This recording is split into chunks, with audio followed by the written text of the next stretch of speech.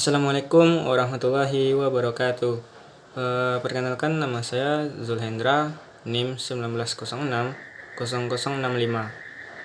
Prodi Ekonomi Pembangunan.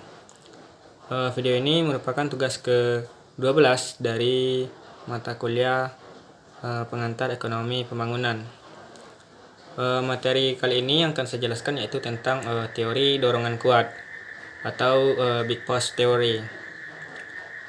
Nah, teori dorongan kuat ini itu dikaitkan dengan nama Profesor Rosenstein Rodan. Menurut tesis ini, untuk mengulangi hambatan pembangunan ekonomi di negara terbelakang dan untuk mendorong ekonomi tersebut ke arah kemajuan itu diperlukan suatu dorongan yang kuat gitu, atau suatu program besar yang menyeluruh dalam bentuk suatu jumlah minimum investasi gitu. Dalam menekan dalilnya ini ia menarik analogi dengan studi MIT, yaitu adalah sejumlah sumber minimum yang harus disediakan jika suatu program pembangunan diharapkan berhasil gitu.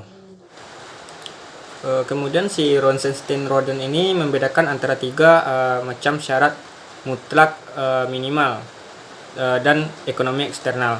Pertama itu syarat mutlak minimal dalam fungsi produksi, khususnya syarat mutlak pada persediaan modal overhead sosial. Kedua, syarat mutlak pada permintaan atau saling lengkapnya permintaan. Kemudian yang ketiga yaitu syarat mutlak minimal dalam persediaan tabungan. Baik, kita masuk ke syarat yang pertama, yaitu syarat mutlak minimal dalam fungsi produksi. Menurut si Rosenstein-Rodan ini, jumlah investasi minimal dalam input, output atau proses membawa kepada peningkatan penghasilan. Ia berkeyakinan kuat bahwa peningkatan penghasilan memainkan suatu peranan yang penting di dalam menurunkan rasio output di Amerika Serikat gitu. Ia juga menganggap modal overhead sosial itu sebagai contoh yang paling penting dari syarat mutlak minimal dari ekonomi eksternal pada sisi penawaran gitu. Kemudian jasa dan modal overhead sosial yang terdiri dari industri dasar seperti tenaga, angkutan dan perhubungan adalah secara tidak langsung bersifat produktif dan mempunyai masa persiapan yang lama gitu. Jadi menurut Rosenstein-Rodan ini, modal overhead sosial itu mengandung 4 macam syarat mutlak minimal gitu. Yang pertama dilihat dari segi waktu, ia tidak dapat diubah lagi dan oleh karena itu harus mendahului investasi lain yang bersifat produktif secara langsung gitu. Kemudian yang kedua, ia mempunyai masa pakai minimum sehingga membuat sangat mampat gitu. Kemudian yang ketiga, ia mempunyai masa persiapan yang lama. Yang keempat yaitu ia terdiri dari suatu paket industri minimal yang tidak dapat dikurangi lagi untuk jenis pekerjaan umum yang berbeda-beda gitu.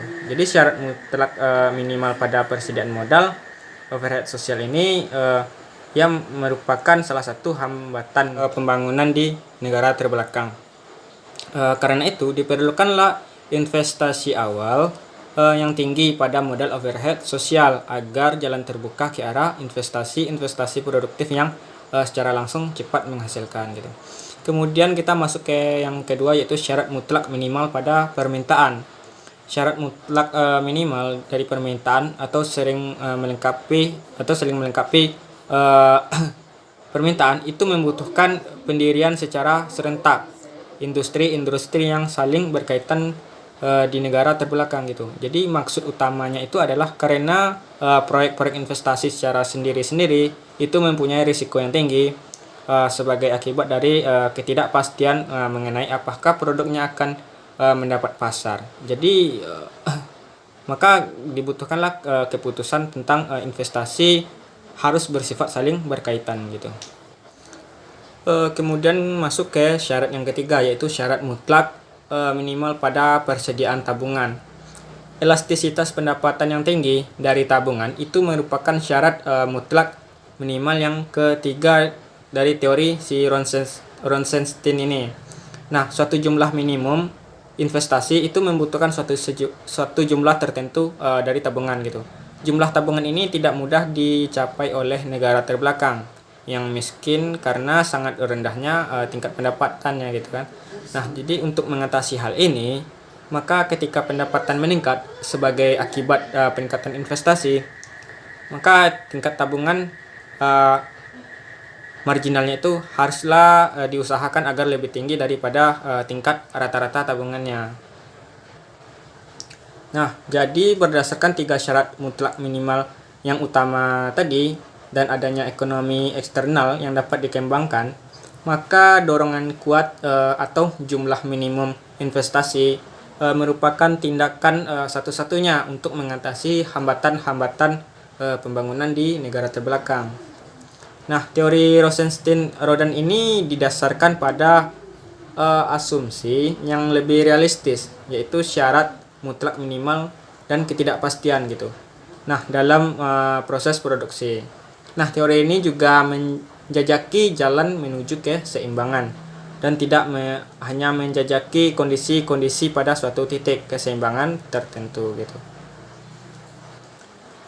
Nah, kemudian dari teori-teorinya si Rosenstein-Rodan ini itu tentu saja juga memiliki kelemahan. Nah, di sini ada beberapa kelemahan dari teori Rosenstein-Rodan ini. Yang pertama itu ia mengabaikan investasi di bidang ekspor dan impor pengganti.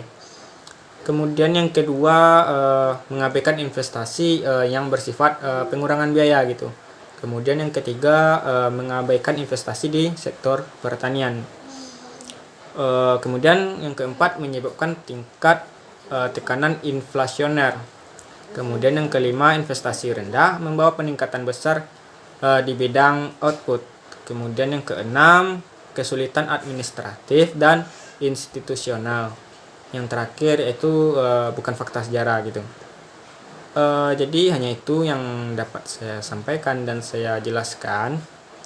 Jika ada kekurangan dan kesalahan pengucapan, saya mohon maaf. Saya sudahi dengan wabillahi taufiq wal hidayah. Wassalamualaikum warahmatullahi wabarakatuh.